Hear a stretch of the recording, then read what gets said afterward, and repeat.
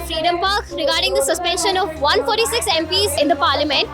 It seems like the energy is very low. There are empty chairs. There are barely any people protesting over here, as you can see. And it's just that the speeches are going on the stage with no enthusiasm from the crowd. Let's see what the Congress and the India bloc will do regarding the suspension of MPs in the parliament. Here we see that the crowd is very less. There are empty chairs. So what do you have to say about that? No, it is a symbolic protest.